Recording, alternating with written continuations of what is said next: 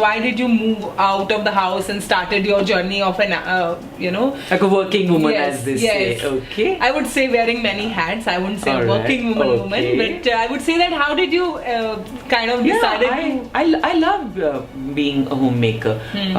Got married, had my babies, and looking after them, and keeping house and cooking and that kind of stuff, because I'd seen mom do that. And we lived for a few years in Venezuela. My husband was working in oil, and so we came back from there, and it was a tough period for us because the economy collapsed in Venezuela. So whatever he earned there, we could bring nothing back from there. So we had to come back and practically start from scratch, So And when was this? This was in the early 80s, mid 80s. We came back, and my husband found a job, and the boys were 10 and 12 or something, and actually, at that point in time when we, the middle class dream of a 2-bedroom house, you have to have your home. That's something which every couple felt at that time, that this was, a goal number one.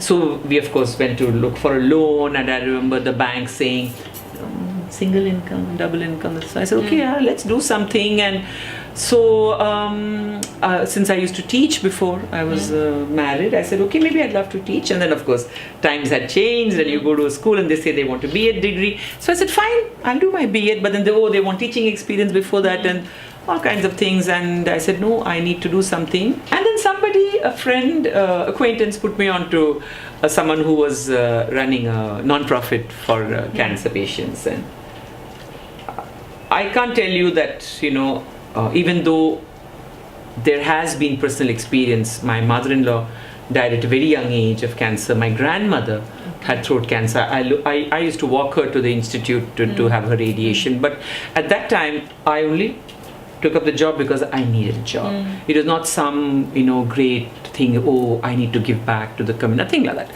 Oh, cancer, okay, fine. And I did fundraising. I remember climbing up and down those offices in Ballard Estate and asking for, you bring out souvenirs and you ask for ads in the souvenirs. And so it was tough. We lived in Vashi at that time.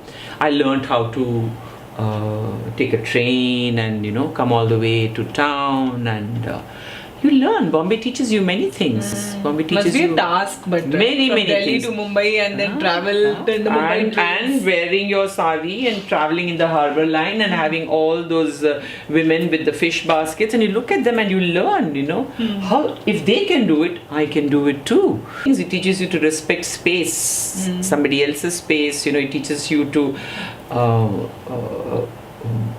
what is the word for it? It teaches you to appreciate, your own space, and you're there.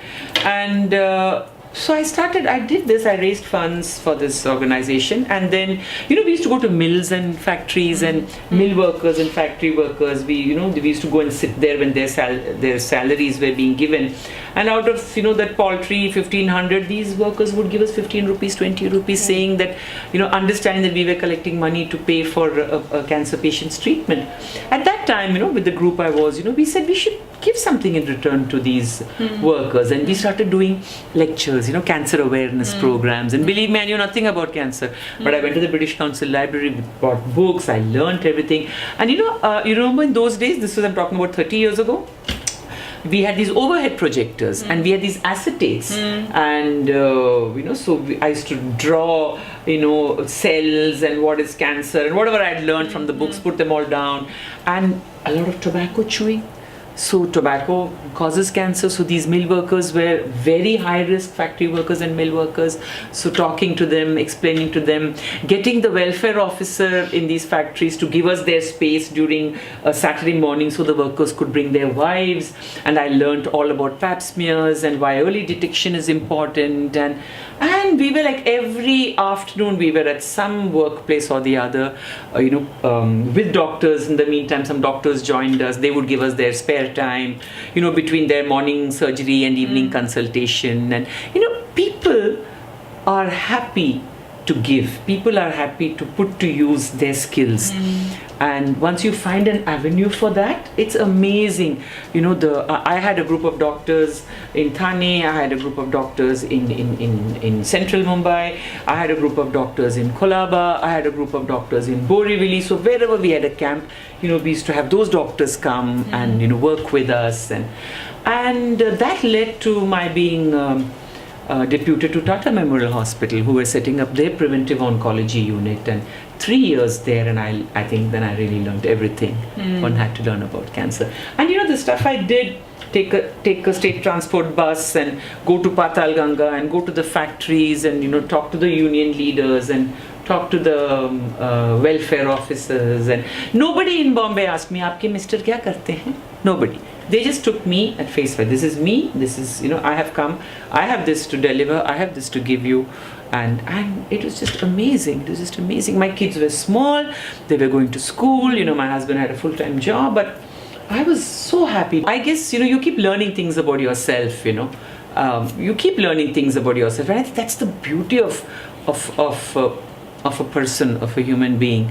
You know, that you don't realize what you're capable of unless you're pushed against the wall. And each one of us has, if you delve deep down into yourself, you find the tools you need to face whatever situation is there. And the city teaches you. The city really teaches you, and the city welcomes you with, I mean, you just can be anybody you want to be in the city, because nobody judges you, and you prove your own worth. It's very easy to sit in your comfort zone and you fear what's outside. You don't realize that you make your own comfort zone. Wherever you are, that can become your comfort zone. Wow, that was an outstanding statement. First thing I learned from you is be a sponge. So whatever you learn, you observe, and whatever opportunity you get outside to learn something, you learn. The second thing I'm seeing, that whatever you're talking all the time, there is a lot of gratitude. Okay, you spoke a lot of sentence or a lot of things where there is a lot of gratitude coming across. And the third thing just now you spoke about the comfort zone. So you create your own comfort zone, and it's possible for you to break it and move forward. We all spend our lives looking for that perfect, the perfect husband, or the perfect child, or the perfect job, or the perfect holiday, you know, the perfect day. There's no such thing as a perfect anything. You make it perfect. Nothing comes to you gift wrapped and made and done. You have to make it. And it's what you give to something that comes back to you. So for that you need courage. You know something, when you give the power to either make you angry or sad or happy, when you give that power to somebody else, you've lost it. That power keep within yourself. You have to help yourself. That realization comes actually because you want to be someplace, right? Yeah, nobody else wants you to be there.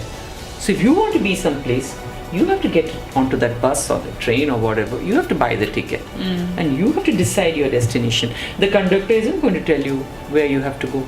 You have to decide your destination. You have to ensure you have the means to get there, and you have to ensure that you have the will. You have to want to get there.